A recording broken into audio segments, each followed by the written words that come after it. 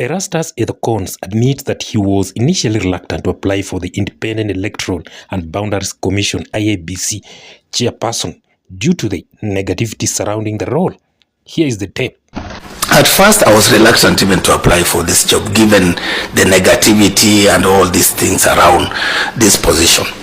But at the cyber cafe where I normally photocopy my things and my papers, even from my work in South Africa, the young people in that cyber cafe, Peter, Purity, and Kizito, they are the people who urged me to put in my application, because looking at my documents and having conversations with me over tea, they thought and they felt that you have what it takes to lead this country in this institution.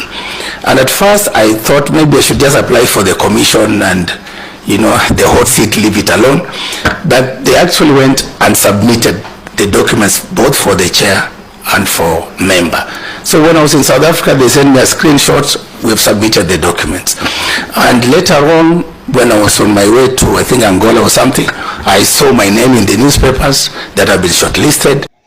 Well, now, through his remarks, actually raises some serious concern about his suitability for one of the most sensitive and demanding public service jobs in Kenya, Iebc. Iebc is not just a walk in the park, the way he put things in his comments and remarks. And actually, this opens up a larger conversation about whether he truly has the fortitude, vision, and neutrality required to lead Kenya's electoral body at a time when public trust in institutions is fragile.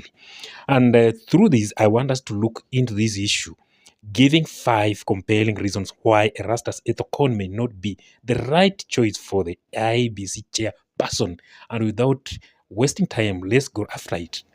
Reason number 1 as why Ethokon is not the right person for the IEBC chair is that this guy, Ethokon's own words, his initial hesitations due to the negativity around the position betrays lack of inner conviction. This guy is not confident. Ujama anajiforce. Have you ever been forced? The way he talks, the way he gives his comment. How do you go to the cyber and then you're encouraged by people around, seated there doing their stuff, that these your qualifications. Mtu ameona tu cyber attendant, ameona paper zako na anaona this guy, you qualify to go for this position, please apply. Which means you had no confidence in you. So the IBC chair role is not for the faint-hearted. It demands unwavering courage, especially in moments of political tension like now. Kenya is just vibrating politically. So if a candidate's first instinct is not is to shy away from the role due to external pressure or perception, it casts doubt on their readiness to make tough, unpopular decisions. And that's what's happening to Ethokon, Erastus.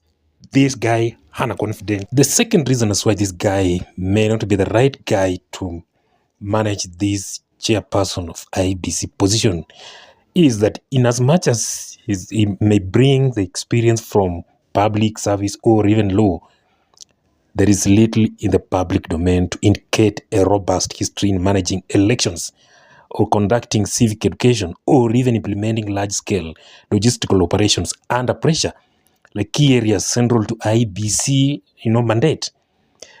There is one thing that people don't understand about this IBC chair. This role is not just about legal knowledge.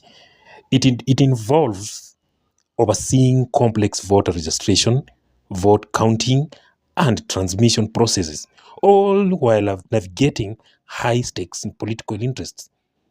Kenya, right now, where we have reached right now Kenyans are not unlike before. Kenya cannot afford to, have another chairperson who must learn on the job while managing such a volatile institution. Kenya needs a chairperson who can make decisions, a chairperson who will stand and say, hizi kura ziko hivi, and who will put things in black and white, in short. So we are not expecting anything from, someone like this one, someone who is kind of thin track record in electoral management, someone with no experience, actually. That's the word I can use.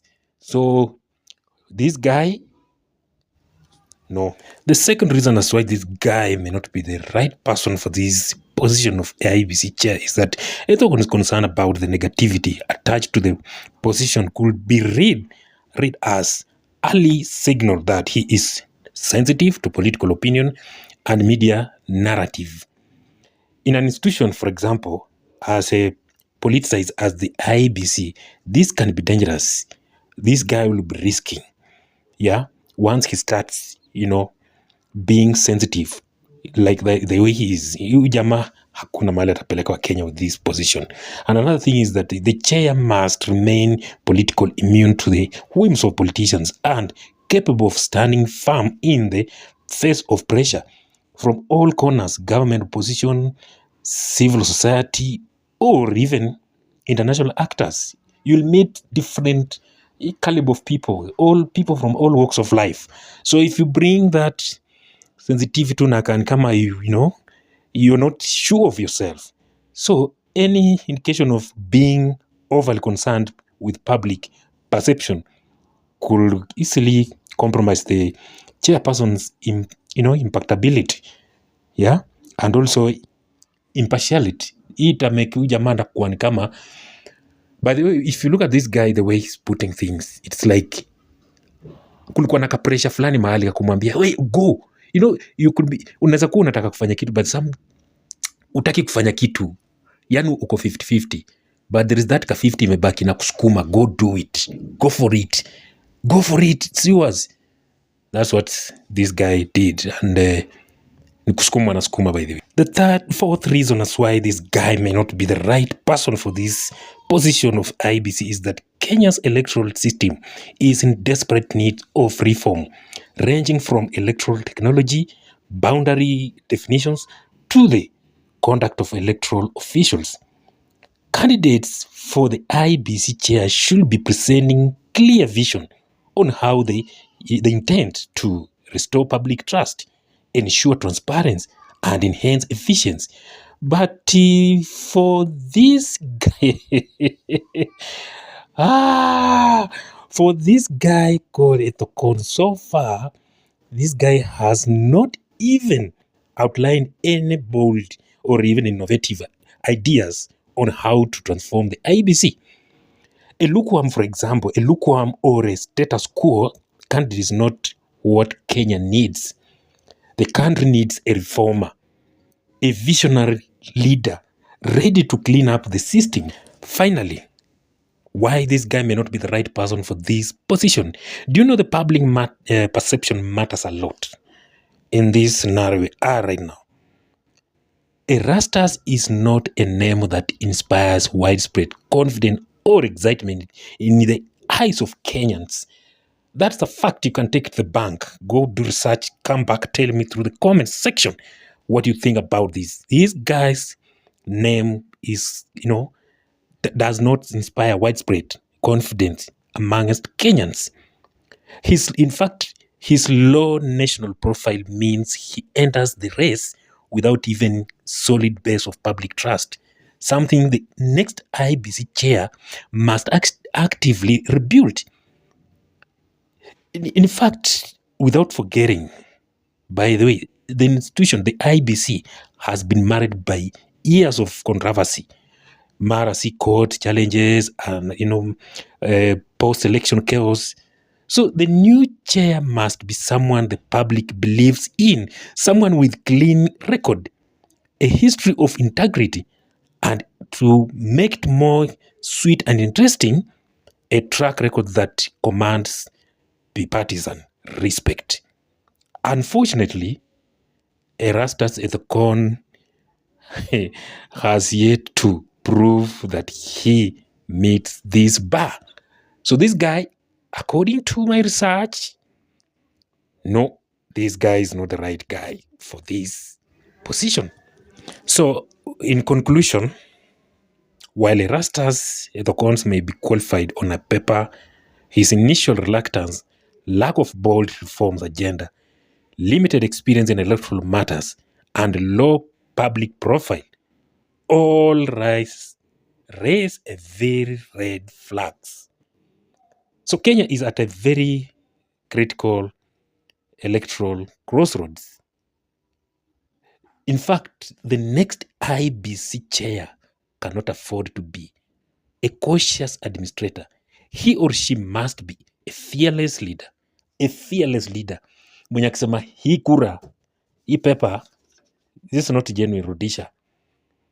Mwenye anasema somebody who will put things in black and white. So for this reason, or these reasons, Ethokon'S may not be the best choice to take on this high stakes role. Hii kitu inataka mtu ule mwenye anasema nikikufa leo nizikwe,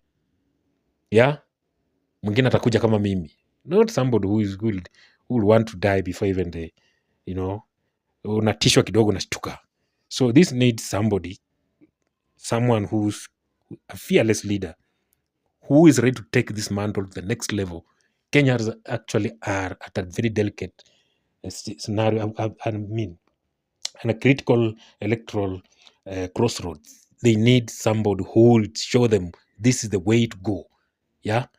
So with that, I've been your host, David Chams. If you're new here, maybe watching for the very first time, remember to subscribe to my channel and also do not forget to hit that notification button as we bring you more updates on these daily news. Bye-bye.